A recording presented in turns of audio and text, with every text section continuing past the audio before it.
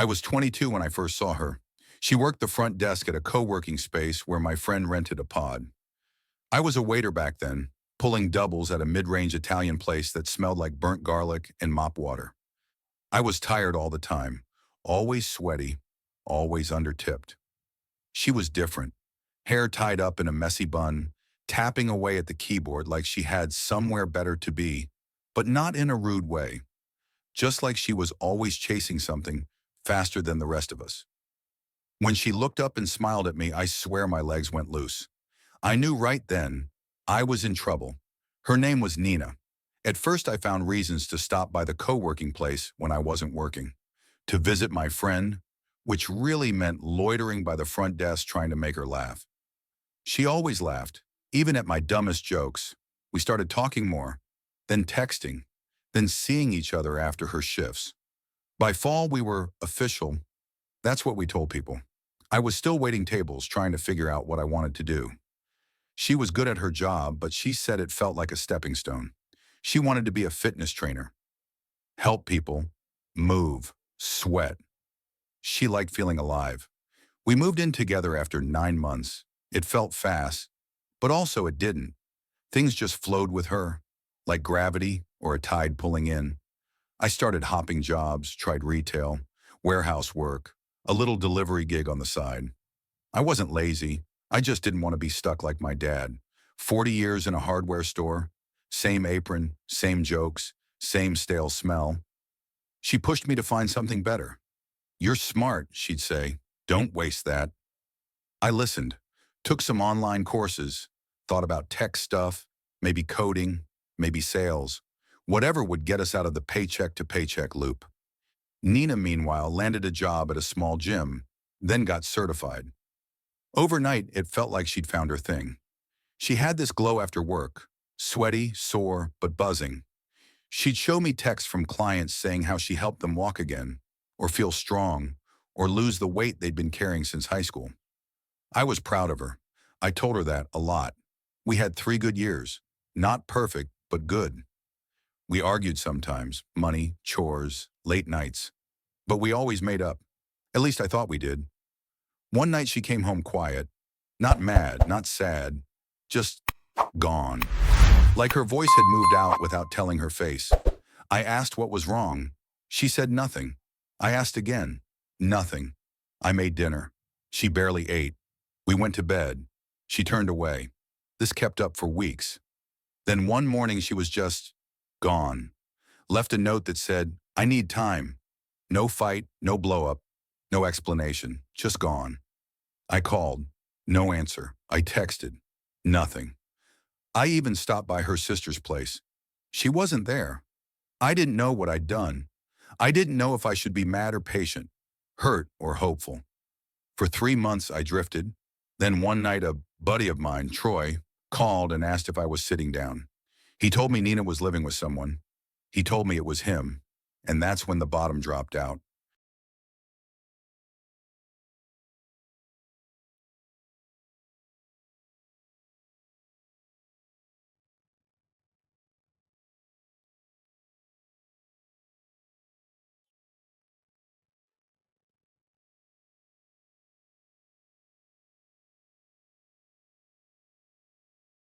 I couldn't even speak when Troy told me. Just sat there on the edge of my bed, phone in my hand, heart somewhere on the floor. He kept talking, saying dumb stuff like, "It just happened, man, and we didn't mean to hurt you," like that meant anything. Nina, my Nina, with him. One of the few friends I actually trusted.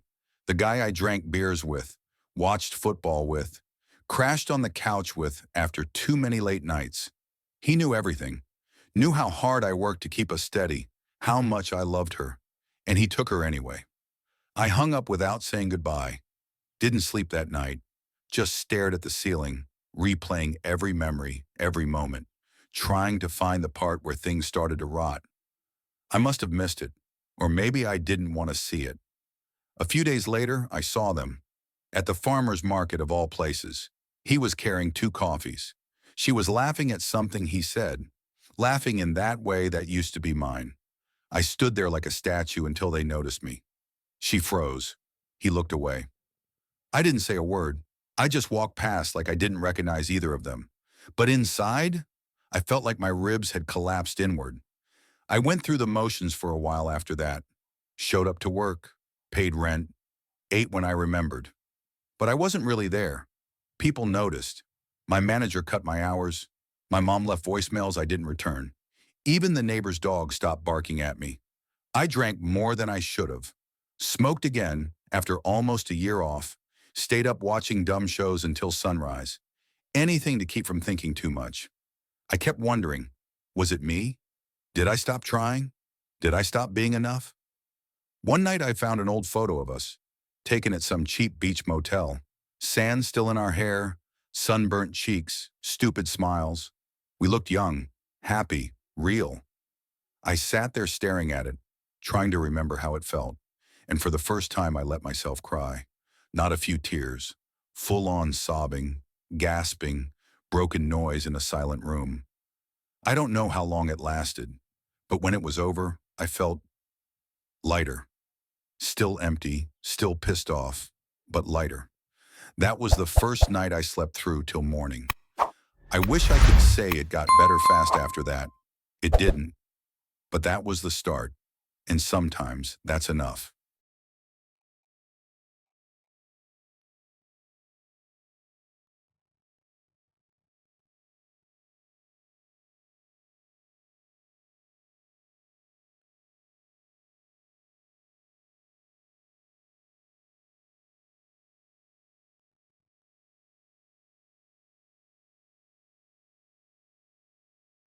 You know that moment when you realize everything you built was sand and the tide already came in? That was me, standing in my empty apartment with a mattress on the floor, half a fridge of leftovers, and two boxes labeled her stuff I didn't know what to do with. That was also when I stopped waiting for an answer from her. I stopped trying to make it make sense, because it didn't. She never explained. She never told me what went wrong. And no matter how many times I ran through our last few months, I kept coming back to the same dead end. She just left. She left like I'd been a roommate, like we hadn't shared late nights, inside jokes, lazy Sundays, broken plans, and soft mornings. I got mean for a while. Not out loud, just in my head. Started calling her names, blaming her for everything. I had to. It made it easier to eat, to work, to not collapse when I saw her name in my old texts. But deep down, I knew it wasn't that simple. People don't leave because of one thing. It builds, brick by brick. Or maybe in our case, it unbuilt. And I wasn't paying attention. I tried dating again. Downloaded the apps, swiped until my thumb ached. Went on 4 first dates. None made it to a second. I wasn't ready. I was still looking for her in every stranger. Then one night something changed. I got home late from a shift at a new job, bartending this time, and I passed this old guy sitting outside the building, smoking. Looked like he'd been there for hours. He said, "Rough night?" I shrugged. "You could say that." He flicked ash and said, "They all leave. It's what you do after they go that matters." That stuck with me. Because up till then, I hadn't done anything. So I started doing. I quit drinking for real this time. Joined a gym. The irony didn't escape me. Maybe it was her ghost pushing me into burpees and sweat. I started sleeping better. Eating better. I even smiled at the bar one night, and it wasn't forced. I didn't reach out to her. Not once.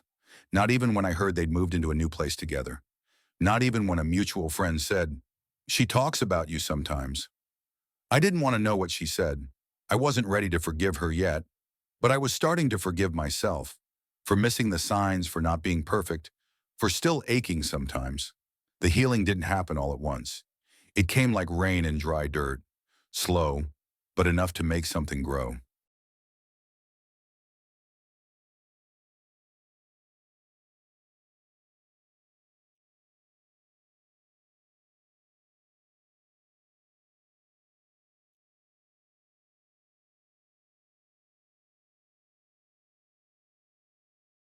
Some nights I still woke up expecting to hear her voice in the kitchen.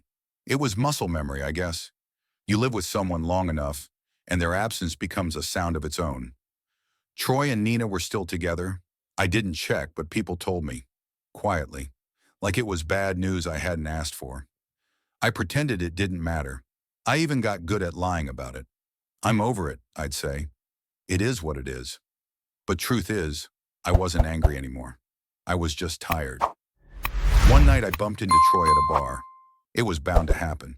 We had too many mutuals, too many shared haunts. He looked awkward, like he didn't know whether to wave or run. He said, "Hey," and I nodded back. That was it. Two men who used to laugh over wings and football, now strangers with too much history and not enough guts to talk about it. I didn't bring up Nina. He didn't either. We both knew we couldn't win that conversation. After that, I stopped going to the bars where I used to see her, took different streets, changed routines. Not because I was scared, I just didn't need the reminder. By then, I'd picked up freelance work doing social media for a local restaurant group. It wasn't glamorous, but it paid better than bartending. I could work from home, build a little structure. I even enrolled in a certification course for digital marketing. I started looking forward instead of back. I also started talking to a girl named Lacy. She worked at one of the restaurants I did promos for. At first, it was just work stuff, scheduling a photo shoot, asking about specials. Then it was jokes. Then it was music recommendations. Then it was coffee. We met on a Saturday morning, just coffee, no pressure. She was soft-spoken, quick to laugh, and nothing like Nina. And maybe that's why I liked her. She didn't carry a storm behind her eyes. She didn't make me feel like I had to prove something to be enough. After the third date, she asked, "So what's your story?" And for the first time, I told it without bitterness. "I love someone who left," I said, "and I thought I'd never be okay, but I'm starting to be." She nodded. "That's fair." We kept things slow. No rushing, no expectations. Just dinners and movies and walks that lasted too long. She didn't ask about Nina again. I didn't bring her up. One night after walking her to her car, she kissed me, and it didn't feel like a replacement. It felt like a beginning. Maybe not the one I'd imagined years ago, but maybe that was the point.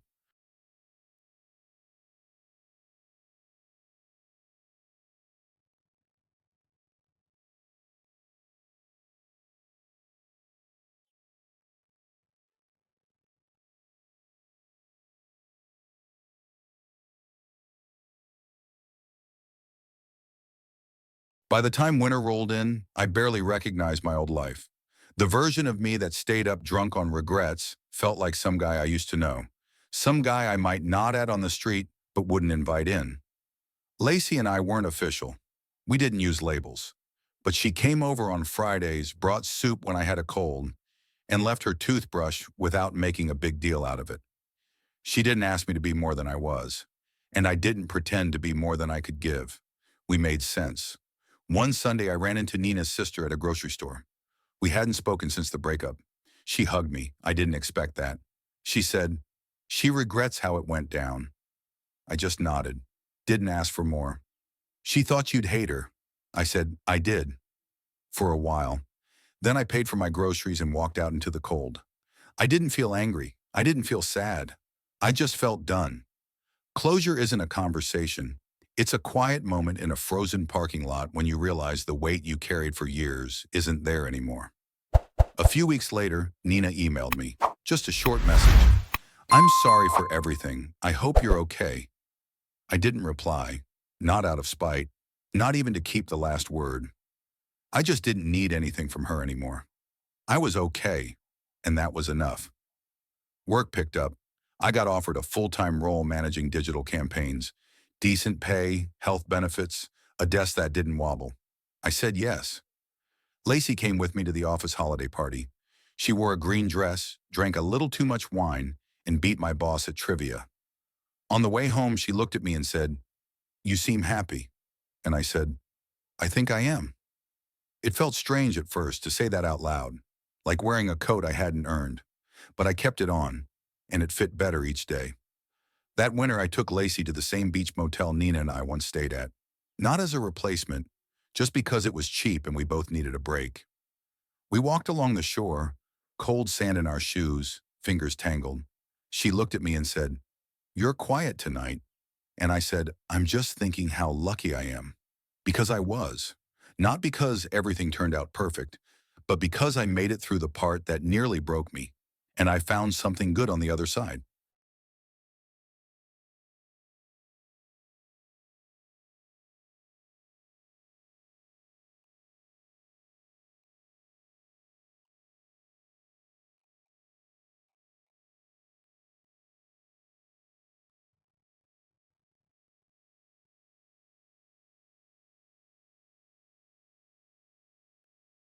Spring came fast that year.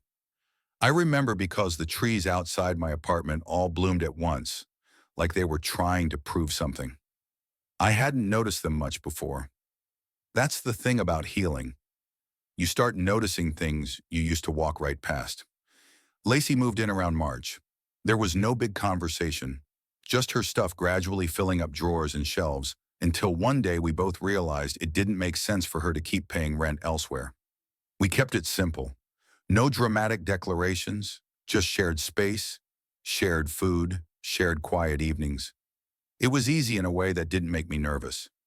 I still thought about Nina sometimes. Not in the longing way, not even in the angry way. Just like an old book on a shelf. You know the story. You don't need to open it, but you don't throw it away either. One night I saw Troy again. Random bar, different city. He was sitting with someone I didn't know. He caught my eye, walked over. "Hey," he said. "You look good." I didn't say anything. "I'm sorry," he added. I nodded. That was enough. People always want more from those moments. Big speeches, closure, revenge. But all I needed was that nod, that little piece of honesty. It was late, and I had someone waiting at home who made me feel whole again. So I let the rest go. A few weeks later, Emily, my niece, not my kid, texted me asking for help with a college application essay. She wrote about resilience, about her uncle who rebuilt his life after getting cheated on and left behind. She asked if I was okay with her sharing that story. I said, "Of course. I'm proud of it now." That's the first time I realized I wasn't ashamed anymore. The story wasn't just about what was done to me. It was about what I did afterward, the choices I made when it felt like I had none. Lacy and I took a trip to New Mexico in May. We hiked, got sunburned, ate green chili on everything. At the top of one ridge, she looked out and said, "Can you believe we made it here?" And I smiled, not because the view was beautiful, though it was, but because for the first time in a long time, I felt like I'd made it somewhere worth staying. Not running, not chasing, just here. And here was finally enough.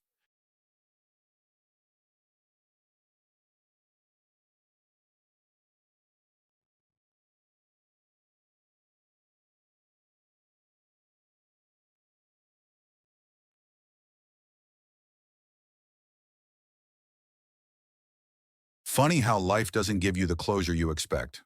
No final scene with music swelling, no moment where all the threads get tied up. You just keep moving, and one day you realize you're in a new chapter. That happened slowly for me. One Saturday morning, Lacy was reading on the couch, feet tucked under her, coffee in hand. She looked up and said, "Do you ever think about what would have happened if none of it had gone wrong?" I didn't answer right away, because yeah, I used to think about that a lot, about what my life would have looked like if Nina had stayed, if Troy hadn't stepped in, if I'd been someone she couldn't walk away from. But now, that version of life didn't feel like mine anymore. It felt like a story someone else told me once. I said, if it hadn't gone wrong, I'd still be stuck thinking I was happy. She nodded, didn't ask anything more. Lacy wasn't a fairy tale. She didn't fix me. She didn't sweep in and make everything okay, but she stood by me while I did the work, and she asked nothing in return but honesty. That's what love looked like to me now. Quiet presence. Someone who shows up even when you're not your best. I started writing again. Just little things. Notes, blog posts, memories I wanted to keep from fading. I posted one about heartbreak once. Nothing dramatic, just the truth. About how some endings aren't loud. Sometimes they just arrive, sit beside you, and change everything without saying a word. It got shared a few times. Someone emailed me, said, "Thank you for writing what I couldn't." That's when I realized the story I thought had ruined me. It had given me something too. Perspective, empathy, a new beginning I never saw coming. Last fall, I proposed to Lacy, just the two of us, on a random Tuesday in the kitchen. No ring yet, no big speech, just, want to keep doing life together? She laughed, said yes. We didn't call anyone, didn't post about it. We just went back to eating dinner. Some nights you don't need more than that. I don't know if I believe everything happens for a reason. I think sometimes people just do what they do. Sometimes they hurt you, sometimes you heal anyway, and sometimes against all odds you build something stronger after the storm. That's what I've got now. Not perfect, but real, and after everything I've been through, that's more than enough.